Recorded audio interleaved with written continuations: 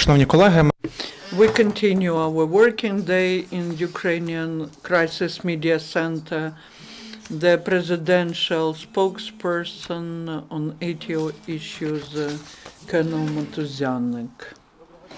Good afternoon, esteemed journalists. The information from the ATO zone for the last 24 hours. But before the start of our briefing, I will read the statement. The President of Ukraine is ready to sign the order on demobilization of the servicemen who were enrolled as part of the fifth wave of partial mobilization. Recently, there was a discussion of the President with the Minister of Defense on mobilization. The head of the state supports this decision, and he stated that during his discussion with the Minister of Defense today, the Minister of Defense, Colonel Poltarak, General Poltarak gave orders to the officers to organize the demobilization of the servicemen of the fifth wave of enrollment. There will be the order submitted to the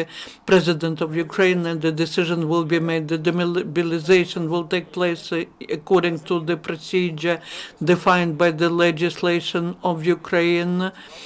There is the personnel in the units of the armed forces of Ukraine ready to replace the people who will be mobilized. In Lugansk direction, there was one short armed provocation of the enemy using anti-tank grenade launcher near Novozvadnivka to the south of Popasna, Donetsk direction. The intensity of enemy's shellings went down in Avdiivska industrial zone, traditionally hot point during the last weeks. The heavy weaponry was almost not used by the enemy. The militants late at night launched 4 mines in the direction of the ATO forces.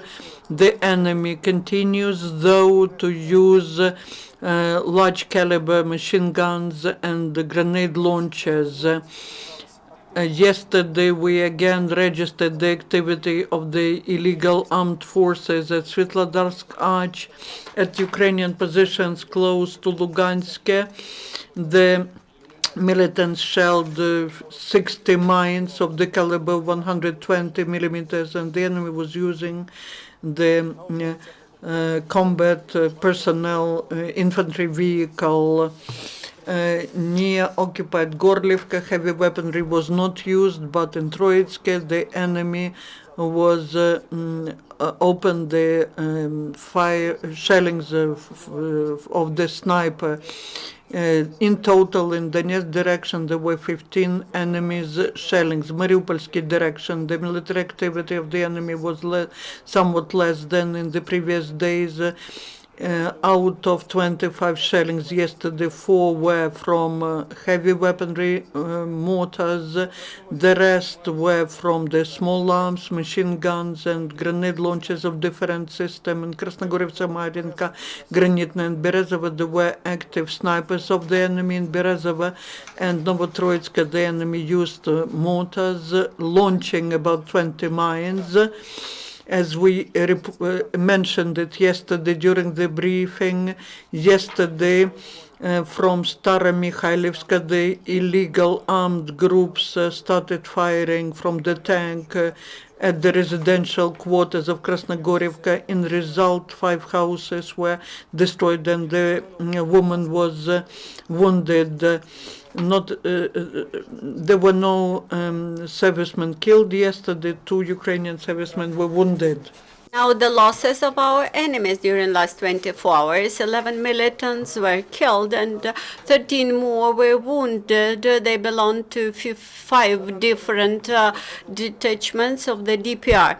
The reconnaissance proved that Russia continues to supply military equipment and ammunition to the temporarily occupied territories. Thus, via Krasnodon and Luhansk Oblast, they transported 3 trucks with ammunition ammunition and 3 cisterns with fuel and oil. To Rovinky, 14 cisterns with fuel and oil, equivalent to 700 of tons were supplied. In Kuteynikov, Ambrosevsky district in Donetsk, 550 tons of fuel were supplied, and to Ilovaisk, 3 cisterns of fuel. Also near Dakova, in Luhansk region, 5 trucks with shells for the hail missile installations and tanks were supplied. Besides that, the reconnaissance teams proved that to Novozovsk, the separate detachment from 54th separate special brigade of airborne forces from Russia had arrived, and they will carry out combat reconnaissance operations near Vodyane and Shirokine. Similar operations were held by Russian commander on June 14th near Pavlopol, and result of that shellings from artillery and mortars, 2 Ukrainian servicemen were killed and 2 were wounded. Also, the main intelligence departments that suggest that the enemies tried to provoke Ukrainian forces in order to cause the exchange in fire. Also, the enemies have got information about transportations of the OC mission, and on June 13th near Komiternova, the motor storm company of the Marine Forces shelled the OC mission, and also they imposed the smoking curtain. Ukrainian special forces had prevented a terrorist act between Aslanov and Preobrazhne railway stations. That explosive ordinance was designed to organize a terrorist act on the railroad. Near Lugansk, in Shchastia, the arsenal of weapons was revealed.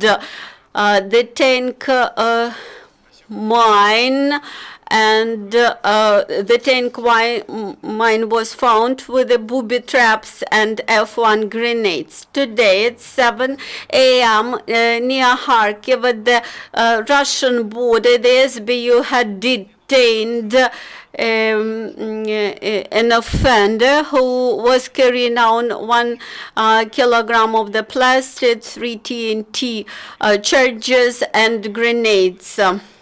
The SBU had also revealed one of the informers of the militants. He was a resident of the Volnovakha district in Donetsk Oblast. He had installed video camera along the road and supplied information to the DPR leadership. Ukrainian servicemen master contemporary skills, contemporary combat skills with assistance of the British instructors.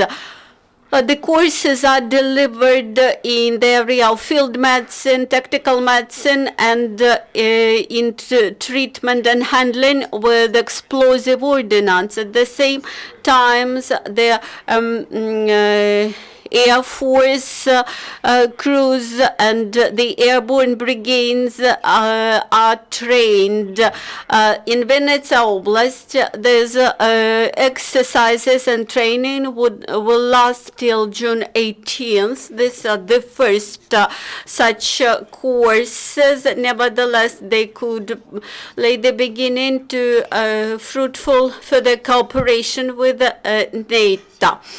Also, the joint exercises of Lead-Pol Ugbrich continues. This is Anaconda 2016. Ukrainian, Polish, and Lithuanian servicemen train their skills of occupying the residential settlements. And today, Verkhovna Rada of Ukraine had passed the law which reforms the military management in the armed forces of Ukraine. Thus, we will have the united operational staff as a managerial body. Just one question. Could you please describe when the servicemen from the fifth wave of mobilization would finally come home, and about the losses of the militants? About the losses of the militants, I would refer to the website of the Ministry of Defense. You will find this information there. As for the fifth wave of demobilization, the president assigned the minister to issue such an order by the end of next week. The order will be signed by the minister, and the demobilization will start, and it will be fulfilled on the